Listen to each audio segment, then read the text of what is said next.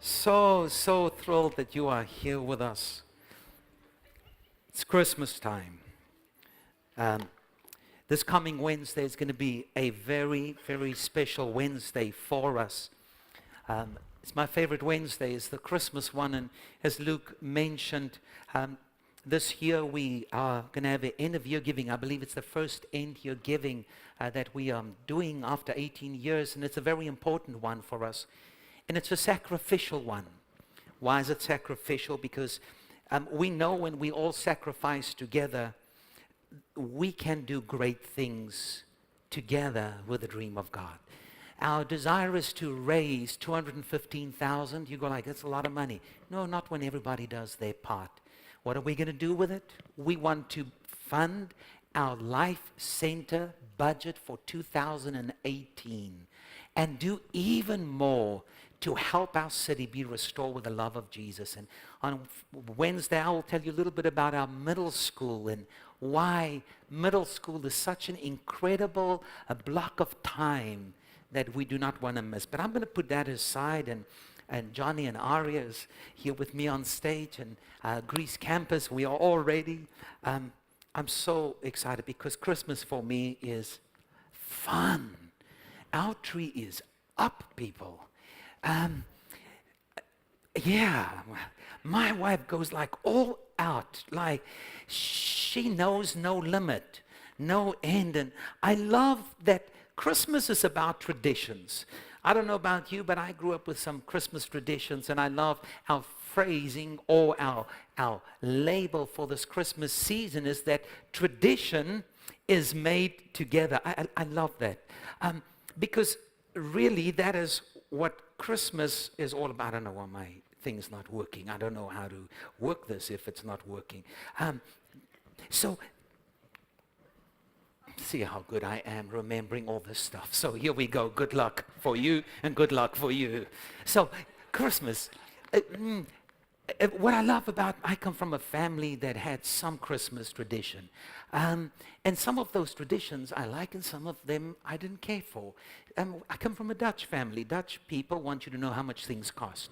So there was never a Christmas surprise. My mom would buy it in July and she'll remind you from July all the way to December, the sacrifice it took for her to get the July gift for you to have it in December. So I can't remember ever, maybe once, that it was a complete surprise. And it's not bad, it's just the way it was wired. It's different. But then I met my wife, and her family are so expressive. I don't know if you've ever been freaked out by people who are so expressive, because you get the gift and you're scared to open it, because there is an expectation in the room that is so palatable that you're going to be happy and show it, and you don't know what that means. And what if you don't like it? And then I go like, yay, I don't even know what it is, but I need to like it. And so part of her family is so beautiful. And then when we got married, thank God we got to choose what we're going to do in our family. And while I'm talking about mine, I want you to think of your traditions, because I'm sure yours is brilliant too. The two traditions that we came up with in our family that I deeply love. The very first one is when our kids were small, I disliked the fact that Christmas cost so much. And it took so much, see, Dutch people. And then Christmas morning happens, and 15 minutes later, it looks like a riot came through. And it's papers and toys everywhere. And then the kids fold their arms and they go like, now what? Right? And you think, thou shalt not murder. That's what you think. Because now I've got to find the screwdrivers to open those little Korean factory hole to get a battery in the thing. You know how that goes. So the tradition, I came up with it, and it took me 2 years to convince my wife. 7 a.m. to 7 p.m. every hour we open one present. Oh, it's so good. You know why? God bless the dollar store. That's all I'm going to tell you. What is so beautiful about this is that there were great gifts, there were okay gifts, and then there were just like gifts, like socks. But 12 times the excitement is like Christmas is just starting. And we taught our kids gratitude. Gratitude for the big things, gratitude for the small things, but they got to practice it 12 times on Christmas. Now, when they turned 17 and they wanted to continue the tradition, I go like, done. Take it to your own home. It's done in this one. Now, another thing that I love about our home, to this very day, if you are invited to my house, Christmas morning, you will get Christmas pajamas, whether you like it or not. I love it because my wife buys my socks at Anthropology. Men, just put your masculinity aside and put on some Anthropology socks. It smells amazing and it feels like you walk on a cloud. I stinking love it. The first thing that we want is like, where's our pajamas? It's so awesome. And you have to stay in that all day. And you have to go to bed tonight with the same pajamas. That's how it rolls in my house. Not until you've had a bath and you sprinkling it and get in it. Yes. So here's my question. What is your Christmas tradition that you like? I want you to think about it, and then I want you to turn to the person next to you and tell them your Christmas tradition. I know. The introverts are freaking the heck out right now because you go like, I don't even know what you're saying, and now I've got sweaty palms and I don't even know why that is. And make up anything. They're not going to know if it's true. And you're not lying because you don't know yourself because you're too nervous. So, Greece campus, let's take just 30 seconds. Turn to somebody and tell them the Christmas tradition you like the most. Come on, let's go. It's Christmas, yeah. Come on, tell them.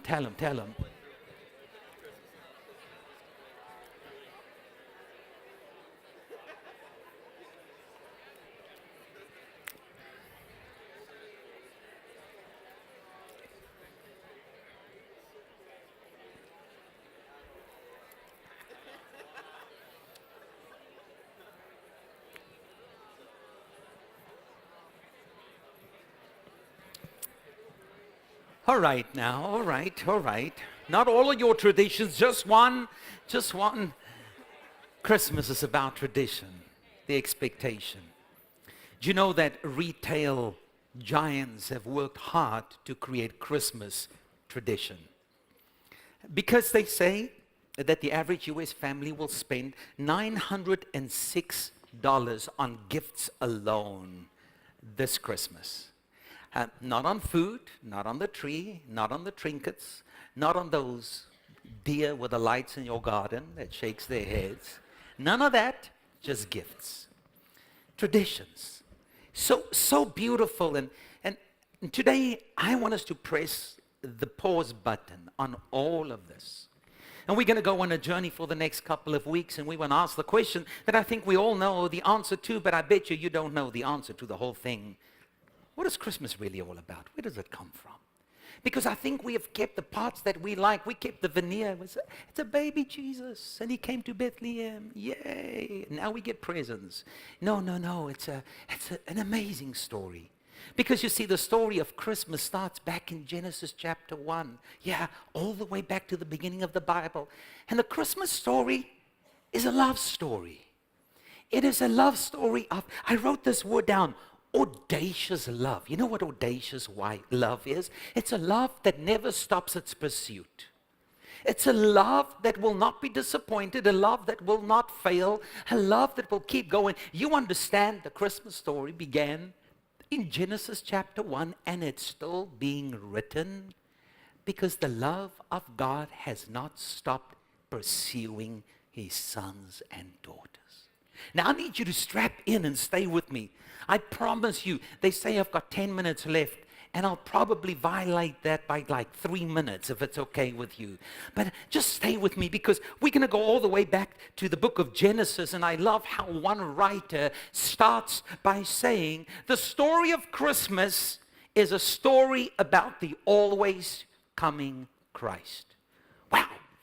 How would you even start to say Christmas is about the always coming Christ? Now, there is a scripture in the book of Revelations. Now, for you are new in faith, Revelations is the last book in the Bible just before you get to maps. Just back down from maps. So we start in Genesis, and now we're in Revelation. And Revelation has got this very conspiracy theory kind of sounding scripture that tells us about Genesis chapter 1 that kind of freaks your head out if you don't understand it.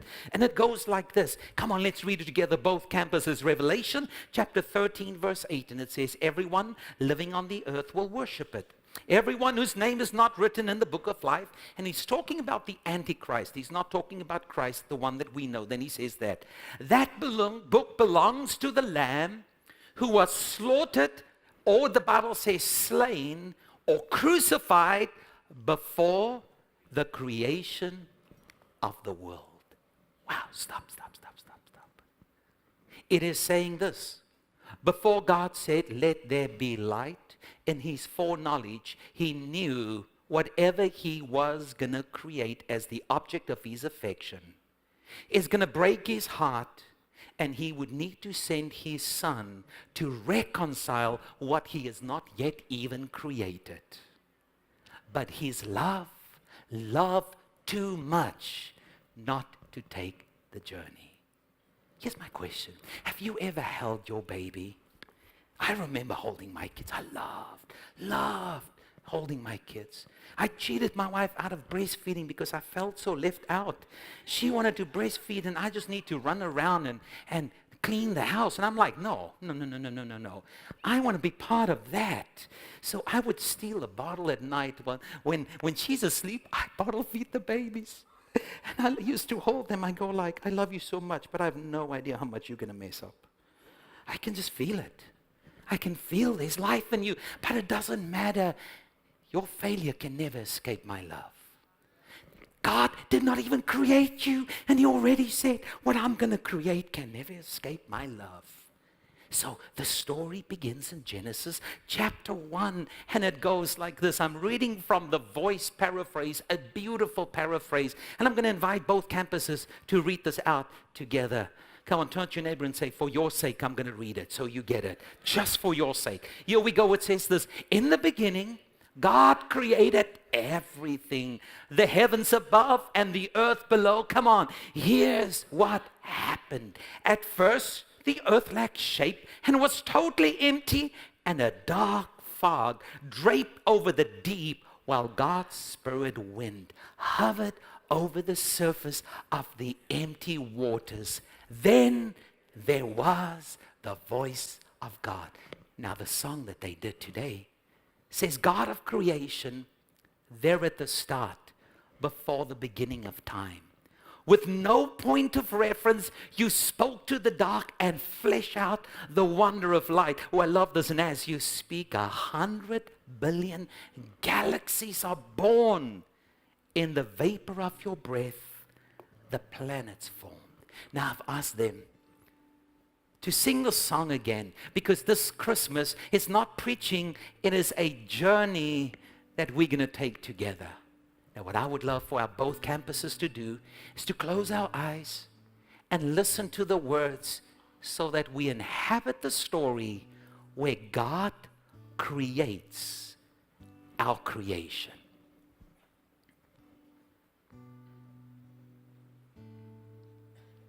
God of creation, there at the start, before the beginning of time.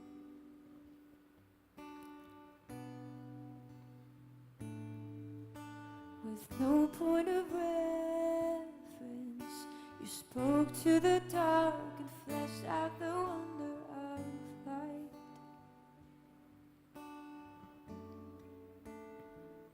And as you speak,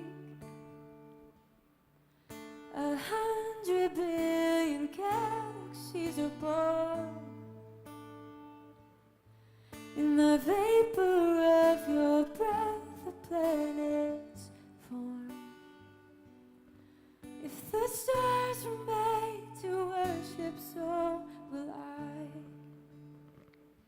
Don't you love The fact that its message, paraphrase says, the earth was a soup of nothingness and an empty abyss until God spoke. Oh, I love this. As you speak, 1 billion galaxies are born. That's how beautiful it was, because it was the authority and the power of God that created this earth. But it was the affection of God that created man. Because you see, here is the beauty. You can't miss this. God spoke creation into being, but it came to you and I. I loved one writer's description. It says, you and I were formed by a huddle of hearts. The Father, the Son, and the Holy Spirit in Genesis 2. Scripture says, and they said, let us make man in our image and likeness. Oh, I love this. Angels must have looked over their shoulder to see, what is God going to form and shape? Because this time God did not speak. The Bible says he formed and shaped into existence like a potter forming clay. I love to say this. When God made you and I, he got his hands dirty with mud, pushed it together, shaped it, because this would be the object of his affection. And then God lovingly breathed warm breath of life into ice cold clay. And you and I became living souls. You know what is so spectacular about us? That we are made of dust, but we are held together by the delight of God. I love this. We live in contrast. We have a body, but inside of us there is an eternal spirit that will never, ever, ever die. There is something about us that we live in this world, but we also live in a world that we have not yet seen. I love how C.S. Lewis said this. He says, the fact that our hearts yearn for something earth cannot supply is proof that heaven must be our real home. Isn't that spectacular? You see, so no matter how your life has turned out now, I don't care really how you've messed up or kept it together. Whether you are proud of what you've become or you feel shame, and whether you feel discounted or whether you feel quite pricey, it doesn't matter, because you see, you were formed by love for love. And that has not yet changed. I love how David says this in Psalms 139. Oh, he says in verse 14, I thank you, high God, you are breathtaking. Come on, read with me. Body and soul, I am marvelously made. I worship in adoration. What a creation. Hey, can you just bump your neighbor and say, look at me, I'm marvelously made. Come on, come on. Put some attitude into that. I'm marvelously made. People, it is the story of Christmas. We, you and I, are marvelously made. Doesn't matter that our grooves are sitting deeper when we turn older. It's why you grow a beard. You just hide it. Doesn't matter. But you're marvelously made. Marvelously for love, by love. But then came the tree. That stupid tree. Wow. You go like, what tree? Oh, the Bible talks about that tree. You see in Genesis chapter 3, verse 6 and 9, I'll read it. And the voice again, beautiful paraphrase. The woman approached the tree, eyes its fruit, and coveted its mouth-watering, wisdom-granting beauty. She plucked the fruit from the tree and ate. She then offered the fruit to her husband, who was close by, and he ate it as well. Suddenly, their eyes were opened to a reality previously unknown. For the first time, they sensed their vulnerability and rushed to hide their naked bodies, stitching fig leaves into crude loincloths. Then they heard the sound of the eternal God walking in the cool mist shadow of the garden. the man and his wife took covering among the trees and hid from the eternal God. God calling to Adam, where are you? You see, when Eve saw the tree and the fruit, it was more than a fruit. It was a promise. It was a promise. It was a key to a better life than she can ever imagine. Somehow the lie looks so believable that if you partake of this, you'll be introduced to a life that is more than you can ever imagine, because the very one that made you for love, to love, is keeping the best of life from you. Do you know that that lie is still a lie that we all buy into from time to time? You understand there's not a single person in this place, including every one of us right here, that has not sometime taken the journey of the forbidden fruit. And I don't know about you, but we've just got to just let you know, that it always comes short of the real thing. So if you're on that journey, be wise, turn around. It will never give you what it promises.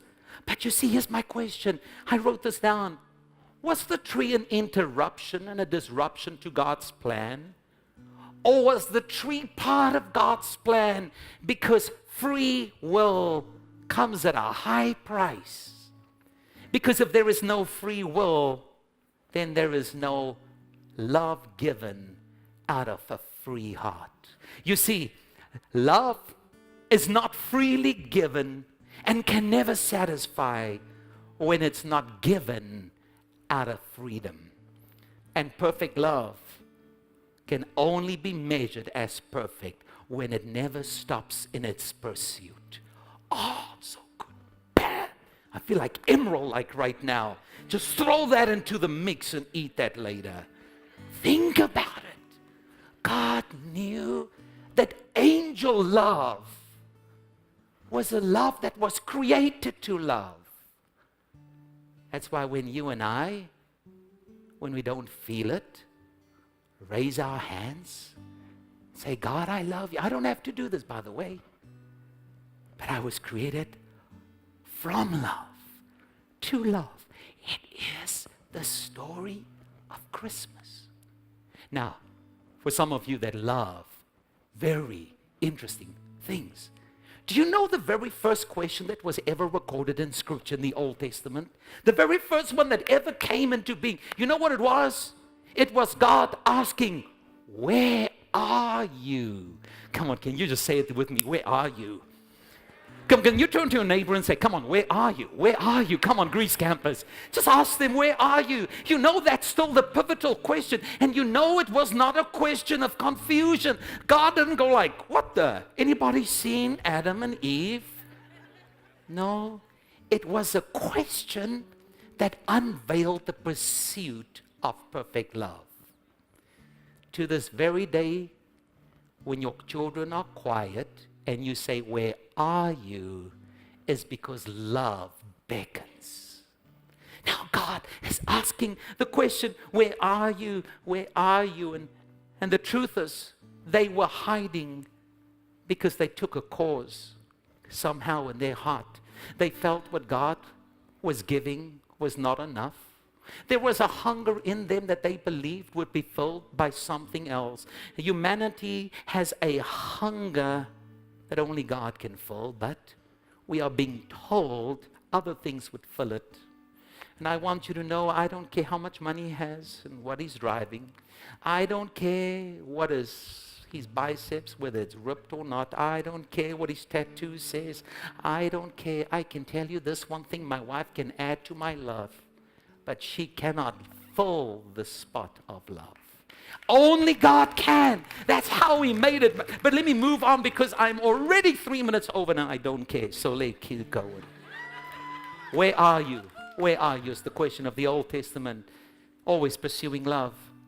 Love will always come after you and say, where are you? Where are you in life? Where are you in your relationship with God? Where are you? And we keep saying, I don't care, I don't care. I'm just hungry. I'm following something. We are hungry for something else. And you will hear in the story, not today, so I'm giving you a hint of what's coming. That God knew before he created this beautiful creation, that in this will come a stubbornness and hunger. But don't worry, I will send my son, and he will become the bread of life to hungry people. And you know what I'm going to do?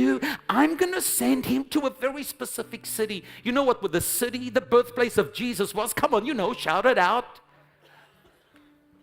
No, it's not Syracuse. It's Bethlehem. It's Bethlehem. Bethlehem. Do you know what Bethlehem means? The house of bread. Boom. More spice.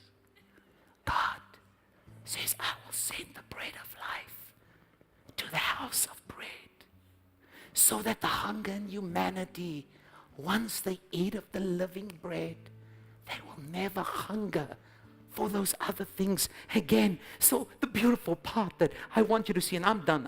Turn to your neighbor and say, he needs no more time. He's done. He's really done. 4 minutes. Done. I love this. Do you know what the very first question ever recorded in the New Testament was? What's the first one in the Old Testament? Yeah. The very first question in the New Testament was this. A wise man looked in the eyes of a king and said this, where is he? Because a wise man understands, until you know where he is, you will not know how to find yourself. It is in finding him that you find you. In the Old Testament, we ran, and God had to find us. Now that he sent his son, now we ask, where is he, so that I can find me? Because men, we don't work this way, so this is for the ladies. Men don't get lost. We take scenic routes. You do not know where to go until you acknowledge where you are. Oh, and can I tell you this? And until you sit back and you realize that you are lost, unless you are pointing to the one that came, there may be some wisdom lacking because your soul is seeking in the wrong places for it. But let me finish. I'm really finished. Pastor Chris, you guys can get ready. You see, in all the religions of the world, it's a story of man that reaches after God, and you and I will find out in the next couple of weeks that the Christmas story is about God coming after man. I want you to turn to your neighbor and the person next to you and say, same place, same time, same cologne, same clothes. The story is going to continue next week. I'm going to come here. Same thing, because we have hardly started with this. Because you see, here is the last thing I want you to know that is so cataclysmic, so unbelievable, that the story of humanity's sin begins with a tree. And the story of humanity's hope ends on a tree. You see, it was the tree of knowledge of good and evil, and finally it was the cross of Jesus. The tree offered the fruit covered with lies that led to death. But the cross offered death that leads to life. Oh, now this is what the song says. He says, God of salvation, you chase down my heart. Through all my failure and pride, on a hill you created, the light of the world, abandoned in darkness to die. But as you speak, 100 billion failures disappear. So I'm going to ask at both of our campuses, please don't rush out. Turn to your neighbor and say, you're not that hungry. Come on, just stay put. Almost. I'm going to invite you to sit back and just listen to the second part of the song. Because maybe if you give this moment an opportunity, this may be the moment where you reconcile with love the story of Christ and Christmas. God of salvation, you chased down my heart through all of my failure and pride.